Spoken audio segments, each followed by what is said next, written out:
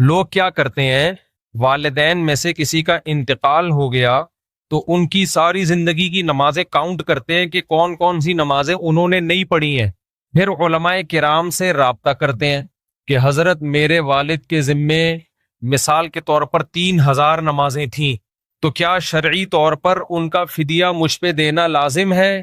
مفتی صاحب جواب میں کہتے ہیں کہ اگر انہوں نے وصیت نہیں کی اور وراثت نہیں چھوڑی تو پھر آپ پر شرعاً لازم نہیں ہے۔ پھر بندہ یہ پوچھتا ہے مفتی صاحب سے، اگر میں خوشی خوشی یہ دینا چاہوں تو کیا میرے والدین کو فائدہ ہوگا؟ مفتی صاحب جواب میں کہتے ہیں ہاں، جملہ مکمل کریں، ہوگا۔ پھر جو پوچھنے والا ہے وہ کہتا ہے میرے ذمے لازم تو نہیں ہے، لیکن اگر میں دوں گا تو امید ہے میرے والدین سے عذاب ہٹ جائے۔ پھر اس کے دل میں یہ بات آتی ہے اگر نہیں دیا تو عذاب ہوتا رہے گا۔ تو بتاؤ دنیا میں کون ہے جو ماں باپ کو عذاب میں دیکھنا چاہے؟ اس کا نتیجہ یہ نکلتا ہے کہ عملی طور پر وہ یہی سمجھتا ہے کہ مجھے دینا ہے۔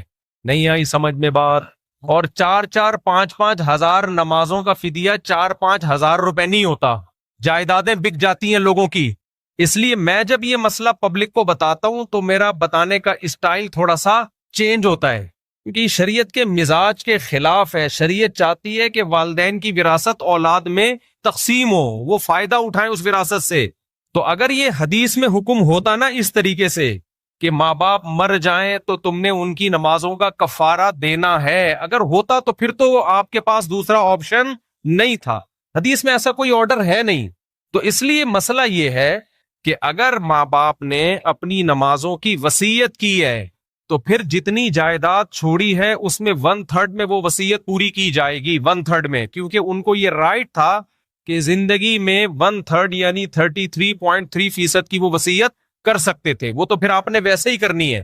لیکن اگر انہوں نے وصیت نہیں کی ہے تو پھر آپ صرف ان کے لیے دعائے مغفرت کریں، اور جو صدقہ خیرات کی ٹوٹی پھوٹی اللہ توفیق دے دے، کسی غریب مسکین کو کھانا کھلا دیا، کسی کو کنواں کھدوا دیا، جو نارملی کرتے ہیں اس سے آگے بڑھنے کی کوشش نہ کریں، اور اپنے اوپر ایک چیز مسلط نہ کریں کہ پتہ نہیں میرے ماں باپ نے نمازیں چھوڑی ہیں تو عذاب میں نہ ہو، بس دعائیں مغفرت کریں، اس سے زیادہ نہیں، کیونکہ شریعت ہمیں تنگی میں نہیں ڈالنا چاہتی۔ تو اب وہ چونکہ ان کی نمازیں گئیں، وہ اب جو ہے نا وہ سزا تو متعین ہے، اب دعائیں مغفرت کے علاوہ آپ کے پاس کوئی آپشن نہیں ہے، تو اب لاکھوں کروڑوں روپے اس میں دینے کی ضرورت نہیں ہے، اور یہ ٹینشن نہ لیں آپ، بس دعائیں مغفرت کریں ان کے لیے۔ سمجھتے ہو کہ نہیں سمجھتے؟ تو ہوتا ہی ہے نا کہ جب پریکٹیکلی کوئی مفتی پبلک میں رہتا ہے تو اس کو پتا ہوتا ہے کہ اس کے سائیڈ ایفیکٹ کیا ہیں، تو یہ بہت زیادہ لوگ حرج میں آئیں گے، کیونکہ نمازیں تو آج کل بہت سے لوگ شارٹ کر رہے ہیں۔ کون کون اپنے ماں باپ کی فدیے دیتا رہے گا ساری زندگی بیٹھ کے؟ وہ تو فدیوں میں ہی ساری آدھا ہو جائے گا بیچارہ، اتنی زکاتیں نکالے گا، اتنے فدیے دے گا کہ خود کل لوگوں سے فدیے لے رہا ہوگا۔ تو اس لیے اب آپ کے پاس سوائے توبہ استغفار کے کوئی آپشن نہیں ہے۔ تو اب وہ نمازیں چھوڑ دی، بس توبہ کرو، اللہ معاف کر دے، اللہ سے امید ہے آپ دعائیں جاندار طریقے سے کرو، اللہ سے امید ہے اللہ معاف کر دے گا، اور نارملی جو صدقہ خیرات ایصال ثواب کے لیے کر سکتے ہو وہ کرو۔ قضائے عمری کی نماز، اس زمانے میں بعض مذہبی اسکالرز نے یہ کہنا شروع کر دیا ہے کہ قضائے عمری لازم نہیں ہے، ہر گناہ توبہ سے معاف ہو جاتا ہے، تو نماز اگر قضا ہو گئی، جان کر کسی نے قضا کر دی تو اب توبہ سے معاف ہو جائے گی۔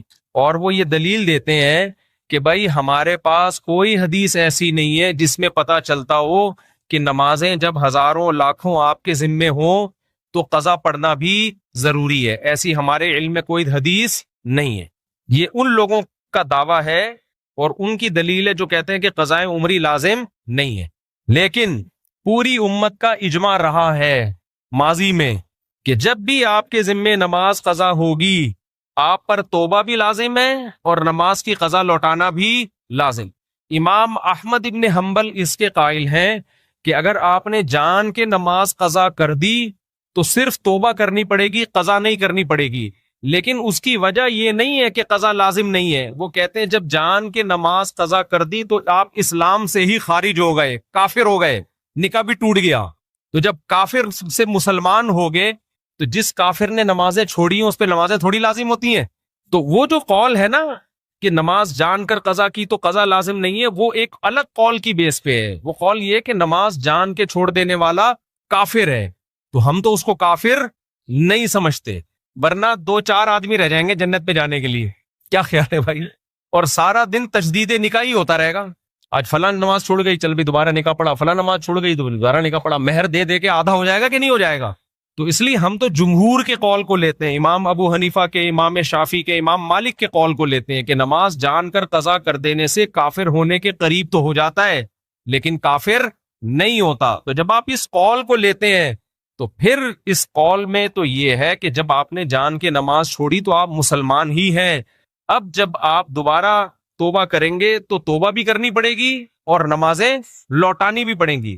تو جو لوگ یہ دلیل دیتے ہیں نا کہ اس کی کیا دلیل ہے کہ اتنے سالوں کی نمازیں قضا پڑھانی پڑیں گی، قضا لوٹانی پڑیں گی، آپ ان سے پوچھا کرو کہ اس کی کیا دلیل ہے کہ نہیں لوٹانی پڑیں گی۔ دلیل ہمیشہ اس سے پوچھی جاتی ہے جو دعویٰ کرتا ہے۔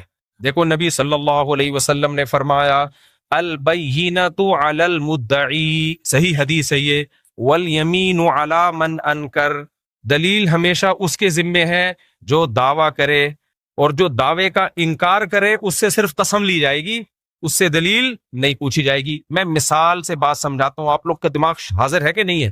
مثال سے سمجھاتا ہوں۔ آپ کا نام کیا ہے؟ امیر حمزہ صاحب۔ میں نے کورٹ میں کیس کیا کہ امیر حمزہ نے مجھ سے 2 لاکھ روپے لے کے کھا گیا ہے، دے نہیں رہا۔ امیر حمزہ 2 لاکھ روپے لے کے مجھ سے کھا گیا، دے نہیں رہا۔ میں ان کو کورٹ میں گھسیٹ کے لے گیا۔ کورٹ نے پوچھا امیر حمزہ کیا تو نے مفتی صاحب سے 2 لاکھ روپے لیے؟ امیر حمزہ کہے گا کہ میں نے نہیں لیے۔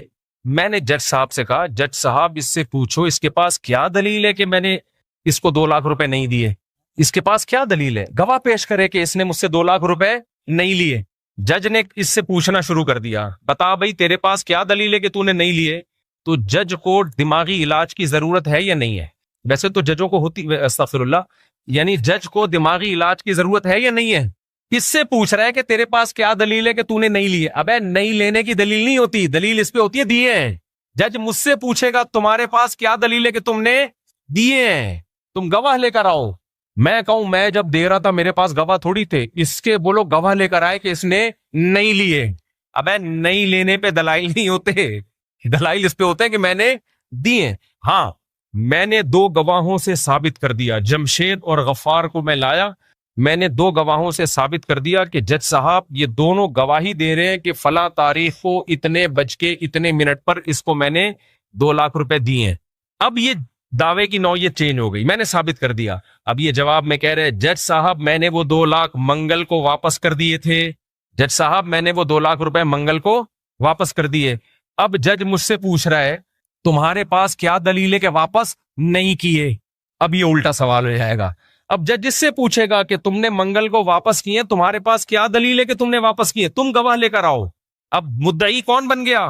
یہ تو جو دعویٰ کرتا ہے دلیل اس کے ذمے ہوتی ہے۔ اب قضائے عمری کے مسئلے میں سمجھو خوب اچھی طرح، تبھی تو ہم کہتے ہیں مجتہدین کو فالو کرو، ابو حنیفہ، شافعی، مالک، احمد بن حنبل، یہ قرآن و سنت کو ہم سے زیادہ سمجھتے تھے۔ آج کل کے اسکالرز کے پاس حدیثیں تو ہیں، حدیث سمجھنے کے لیے جو کھوپڑی ہونی چاہیے نا، حدیث کا مطلب سمجھنے کے لیے جو سینس ہونی چاہیے، وہ سینس مارکیٹ سے شارٹ چل رہی ہے۔ تو قضائے عمری پر دلیل کی ضرورت نہیں ہے، دلیل ان لوگوں سے ہم مانگیں گے جو یہ کہتے ہیں کہ نماز جب قضا ہو جائے تو قضا پڑھنا ضروری نہیں ہے، صرف توبہ سے معاف ہو جائے گی، یعنی نماز پڑھے بغیر بھی ذمے سے ساقط ہو سکتی ہے۔ ہم کہیں گے اس کی کیا دلیل ہے قرآن و سنت میں کہ نماز آپ کے ذمے تھی اور آپ نے نہیں پڑھی تو وہ ذمے سے صرف توبہ سے ساقط ہوگی۔ دنیا میں کوئی بھی چیز جو آپ کے ذمے میں ہو صرف ایکسکیوز کرنے سے کبھی بھی ساقط نہیں ہوتی۔ میں نے اس سے 2 لاکھ روپے قرضہ لیا، میں نے کہا منگل کو دوں گا، ٹائم منگل کا تھا، بدھ کو تک میں نے ڈیلے کر دیا، تو قضا کر دیا نا۔ جب ایک چیز میں نے ڈیلے کر دی تو میں ایکسکیوز بھی کروں گا اور پیسے بھی دوں گا۔ اب یہ میرے پاس آئے کہ آپ نے پیر کا وعدہ کیا تھا مفتی صاحب، ابھی تک آپ نے میرے پیسے نہیں دی، میں سخت ٹینشن میں گیا ہوں۔ میں نے کہا میں بہت ایکسکیوز کرتا ہوں آپ سے، I am very sorry, I am sorry.